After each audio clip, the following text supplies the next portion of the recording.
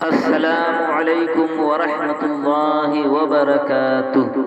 تکبیرات تشریق 9 ذی الحجہ کی فجر کی نماز کے فوراً بعد سے 13ویں ذی الحجہ کے عصر تک ہر فرض نماز کے بعد مرد حضرات کے لیے با آواز بلند اور خواتین کے لیے آہستہ آواز سے ایک مرتبہ ان کلمات کا پڑھنا واجب ہے: اللہ اکبر لا الہ الا اللہ واللہ اکبر وللہ الحمد۔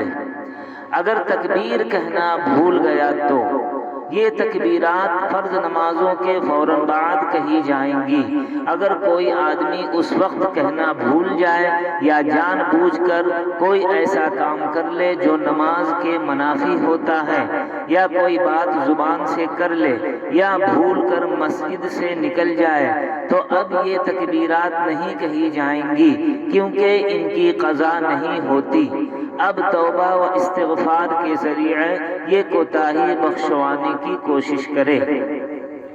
مسئلہ: اگر کسی نماز کے بعد امام صاحب تکبیر کہنا بھول گئے تو ان کا انتظار نہیں کرنا چاہیے، بلکہ مقتدی خود ہی یہ تکبیرات کہنا شروع کر دیں۔ مسبوق بھی تکبیرات کہے۔ امام کے سلام پھیرنے کے بعد جن مقتدیوں کی رکعتیں باقی رہ گئی ہوں وہ ان کی ادائیگی کے بعد با آواز بلند یہ تکبیرات پڑھیں گے۔ ثواب کی نیت سے ویڈیو کو شیئر کریں اور مزید دینی معلومات جاننے کے لیے چینل کو سبسکرائب کریں۔